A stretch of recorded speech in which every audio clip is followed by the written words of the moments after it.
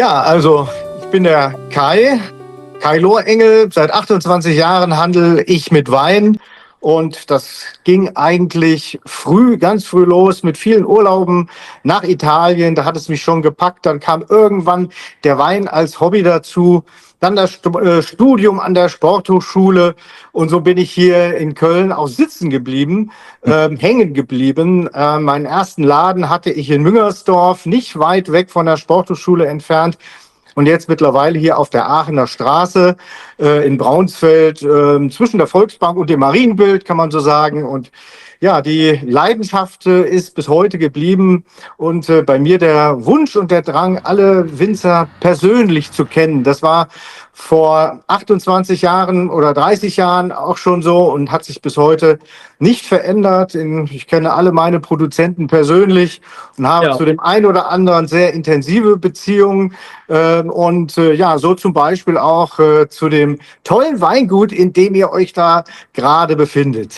Genau, du hast uns ja sozusagen hier hingeschickt. Das ist ja auch dein großer USP, dass du nicht einfach irgendwelche Weine als Wiederverkäufer verkaufst, sondern tatsächlich auch die Weingüter und Weinproduzenten kennst. Auch sehr ehrliche, authentische Weine habe ich kennengelernt im Custoza Anbaugebiet. Und mit Roberta, der Winzerin, die ja eigentlich eine ganz andere Laufbahn eingeschlagen hat, erstmal gar nicht in die Fußstapfen ihrer Eltern treten wollte, sondern Anwältin geworden ist, hat dann doch aber gemerkt, dass ihre Leidenschaft, ihre Wurzeln und dass eigentlich ihre Berufung doch eher im elterlichen Weingut zu Hause ist und nicht unbedingt in einer Kanzlei.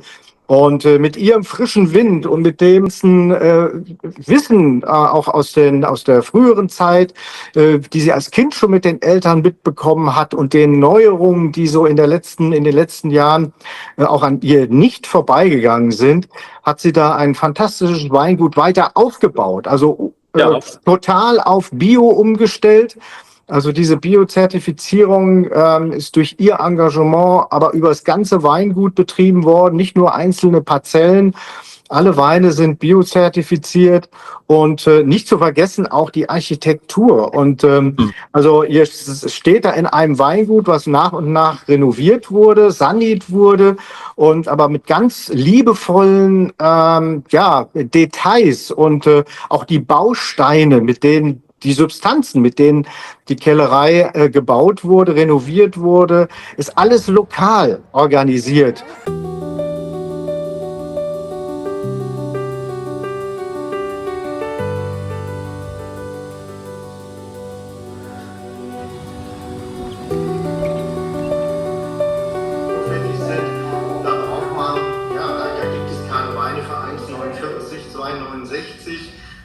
Das Weingut Gorgo mit Roberta und der Susi, die eben gerade im Bild war, das ist schon sehr herzlich, wie man immer empfangen wird.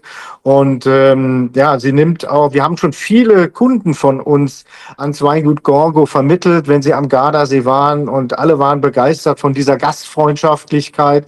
Und also diese Zeit, nehmt euch jetzt in Ruhe, das Weingut zu sehen, zu spüren, zu erleben und es ist schon einzigartig, sehr, sehr durchdacht alles, auch die Architektur, wie eben schon erwähnt und ich freue mich für euch, dass ihr bis morgen dort bleiben könnt. Hier wirst du mit Sicherheit keine Weine bekommen, die dann später in einem deutschen Supermarkt stehen. Ja?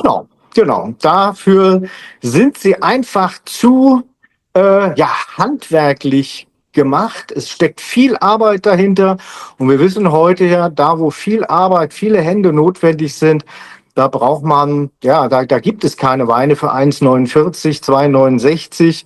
Es ist keine industrielle Produktion, wie es in vielen Regionen, nicht nur in Italien, auch Spanien, Deutschland gibt, wissen wir ja alle, sondern hier geht es um die Menschen, um Handarbeit und dadurch auch höhere Qualität. Und die hat dann seinen Preis.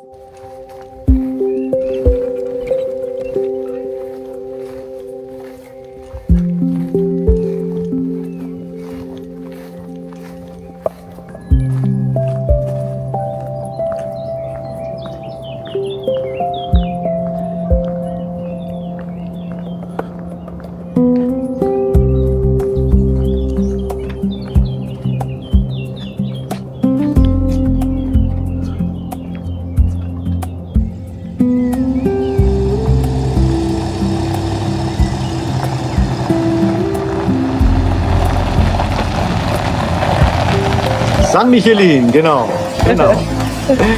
Ja, also das ist auch ein Custoza. Also auch ein Weißwein-Cuvée aus mehreren Rebsorten. In dem Fall wieder Garganega, Cortese, Trebbiano.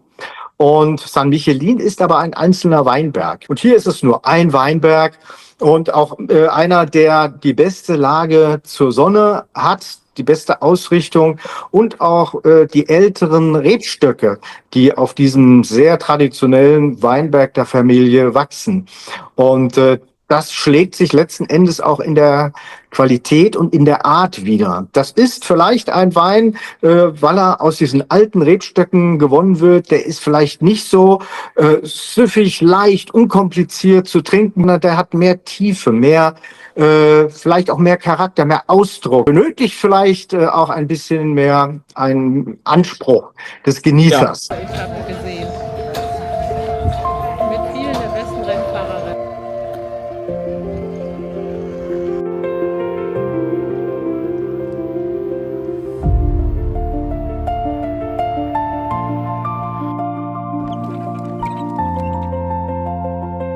So wie ihr mich kennengelernt habt, so mache ich das tatsächlich auch für andere, wenn das gewünscht ist. Also eine Konzeption über die verschiedenen Weintypen, passend abgestimmt auf die Gastronomie oder auch ein Café, so wie ihr es dann auch erlebt habt. Und ja, man muss eben ganz viele bestimmte Sachen dabei bedenken, dass vielleicht nicht nur Weinspezialisten in die Läden kommen, so auch bei euch, sondern vielleicht einfach nur normale Genießer, die Weine trinken wollen, die möglichst unkompliziert sind, dafür aber sauber, zielstrebig, geradlinig.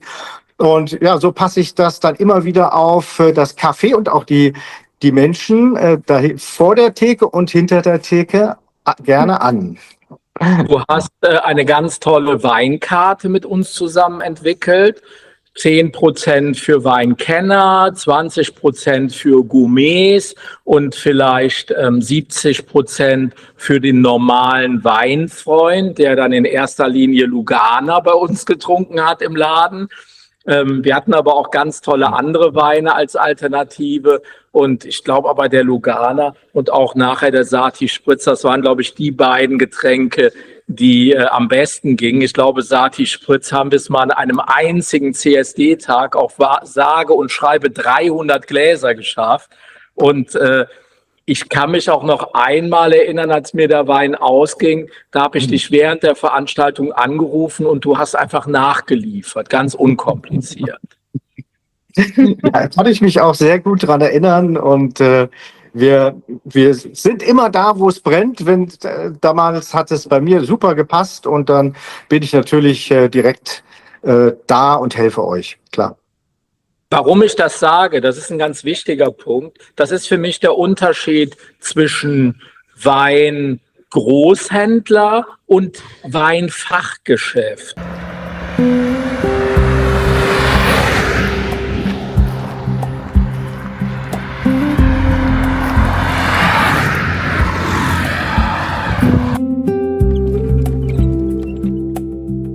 Natürlich im Sommer, im Frühling, da wird mehr Weißwein getrunken als Rotwein, deutlich mehr. Aber ich sage mal so, der Rotwein hat vielleicht auch nicht nur an den Weißweinanteile verloren, sondern auch an den Rosé. Denn vor 15 Jahren, manchmal auch noch vor 10 Jahren war Rosé häufig noch ein Abfallprodukt.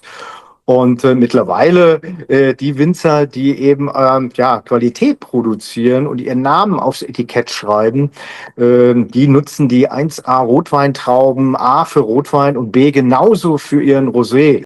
Jetzt, wo du gerade von Rosé sprichst, da haben wir nämlich ausgesucht. Das ist der Chiaretto di Bardolino, was uns wieder an unsere Garda 180 Tour erinnert. Weil da waren wir natürlich. Und Bardolino war jetzt nicht so überlaufen wie Limone. Das ist mir extra aufgefallen. Ich habe es aber als das große Limone bezeichnet, weil die Straßen breiter waren. war gar nicht mal so schlecht. Waren wir vorgestern, glaube ich, oder? Irgendwann im Laufe der Woche. Chiaretto di Bardolino, das heißt, es gibt ein Gebiet um Bardolino herum, in dem die Trauben wachsen müssen, die für diesen Wein verwendet werden. Und die Cantina, die Kellerei Gorgo hat eben auch ein bisschen in nördlicher Ausrichtung dann auch Richtung Bardolino Weinfelder, die sie dafür nutzt. Und Auch hier ist es Cuvée wieder? Ist es wieder ein Cuvée? Hier ist es wieder ein Cuvée, genau. Ganz traditionell wie der Bardolino, übrigens auch in den meisten Fällen der Valpolicella, Ripasso, Amarone. Das sind so klangvolle Rotweinnamen, die du vielleicht nicht so genießen kannst, lieber Jürgen, weil, wie ich eben gehört habe, du Rotwein nicht so verträgst. Aber in diesen Rotwein sowohl Bardolino als auch Valpolicella stecken Corvina, Rondinella, Molinara. Und das ist das traditionelle Rotwein-Cuvée, was man auch prima auf den Rosé abwandeln kann. Kai, meine ganz persönliche Frage an dich. Raus damit. Hast du nie Sport studiert, sondern du bist ein versteckter Winzer. Ja, und wo siehst du dich in den nächsten 5 Jahren? Weder beim Sport noch als Winzer. Also ich sehe mich, denke ich, hier weiter auf der Aachener Straße. Hier fühlen wir uns einfach sehr, sehr wohl.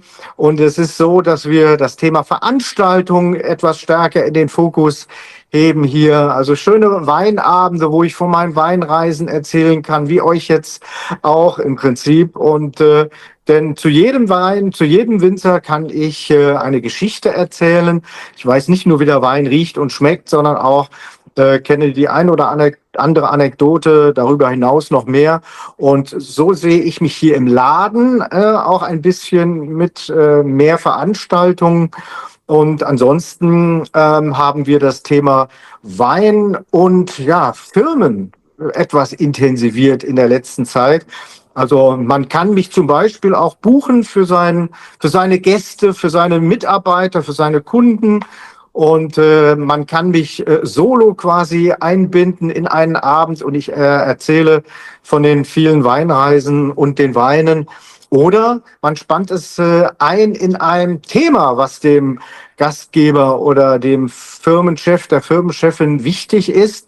Und ich bin dann so zur Auflockerung manchmal, aber auch so zur Abwechslung zwischendurch immer wieder mit einem Thema, einem Wein zur Stelle. Und man kann so prima einen Vortrag, den jemand anderes hält über ein bestimmtes Thema, und mir, der dann eine Weinprobe durchführt, aber nicht an einem Stück, sondern vielleicht 3-mal mit Pause, für einen insgesamt hohen Unterhaltungswert sorgen. Man geht nicht mehr so verbissen an die Tour dran. Das heißt, man wandert jetzt wesentlich lockerer, wesentlich fokussierter, gerader. Man achtet darauf, wie man den Rucksack trägt und packt. Also wir haben, glaube ich, schon einige Learnings hinter uns jetzt hier auf dieser Reise. Die Partnerschaft haben wir ja jetzt vor kurzem etwas umgedreht. Jetzt bist du praktisch unser Wein- und Ausstattungspartner bei Garda 180 geworden und hast uns so ein bisschen, immer wenn wir mit unserer Wanderung fertig waren, am Abend begleitet. Wir sind ja 180 Kilometer um den Gardasee herumgegangen. Was hast du denn eigentlich gedacht, als du das erste Mal von dem Projekt gehört hast? Ja, ich dachte völlig verrückt eigentlich, weil 180 Kilometer hört sich einmal schon viel an. Und dann kenne ich ja auch den Gardasee eigentlich ringsherum. Und da geht es nicht nur durch die Ebene, über schön geradeaus und 0 Höhenmeter, vielleicht mal einen, sondern es geht auch mal mehrere 100 Meter nach oben, vor allem im Norden, Westen. Und man hat dann aber, wenn man oben ist, traumhafte Blicke über die Landschaften, über den See, wie ihr es ja auch erlebt habt. Und der Gardasee ist für mich einer der so schönsten Seen und mit vielfältigsten Landschaften, dass ich mir hinterher dann so gedacht habe, die 180 Kilometer sind bestimmt wie im Fluge vergangen.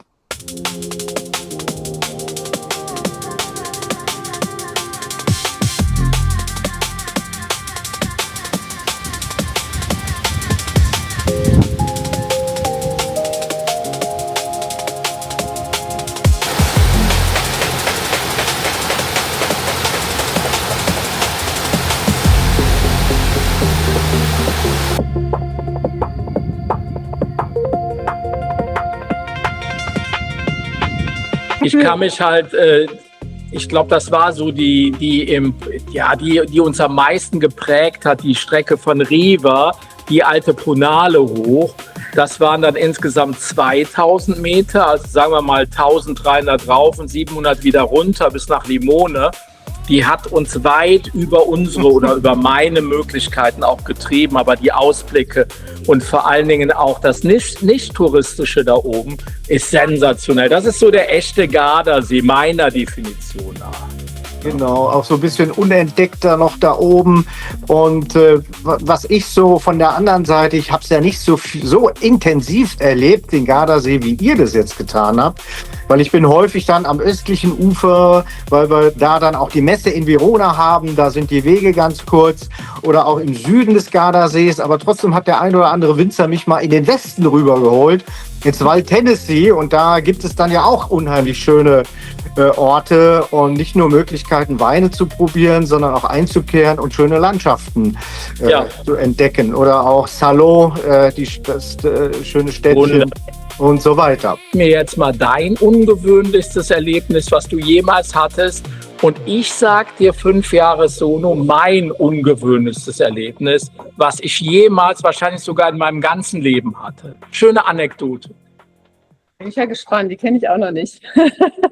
Tja, also ist natürlich recht intim, aber ich hau sie mal raus. Ich erinnere mich noch sehr gut. Meine Frau war schwanger und sie war im 8. Monat, 7,5 und zu Hause. Ich hatte eine Veranstaltung in meinem alten Laden in Müngersdorf, eine Geburtstagsgesellschaft.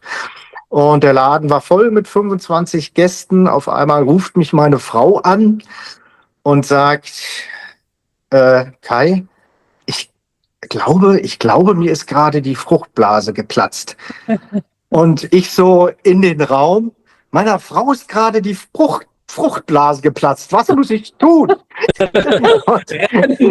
und ich wusste, dass ein Arzt aus Hohenlind da war und der sagte dann, Kai, am besten, du gibst uns den Schlüssel und gehst sofort nach Hause. Oh Mann. Das war ein sehr, sehr schräges Erlebnis in dem Moment, aber sehr glücklich, weil am nächsten Tag dann unser Sohn geboren wurde. Ja, perfekt. super. Und es ist natürlich etwas, was auch deine Vertrauensbasis wieder gut widerspiegelt, weil du hast ja auch vollstes Vertrauen dann in deine Gäste gehabt. Ich auch. Jetzt bin ich aber gespannt auf deine Geschichte. Ja, die ist leicht wilder. Ein Gast betrat das Sono bei ähnlichen Temperaturen wie jetzt. Also hier ist es so um die 34 Grad gerade in Italien. Und bestellte ein Bira, Moretti bei mir, ein italienisches Bier.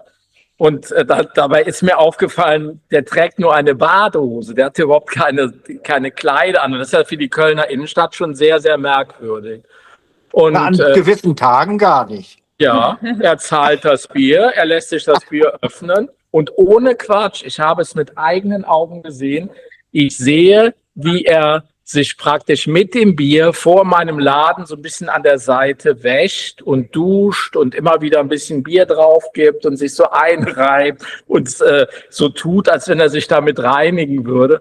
Und also diese Zeit, nehmt euch jetzt in Ruhe, das Weingut zu sehen, zu spüren, zu erleben. Und es ist schon einzigartig, sehr, sehr durchdacht alles, auch die Architektur, wie eben schon erwähnt. Und ich freue mich für euch, dass ihr bis morgen dort bleiben könnt.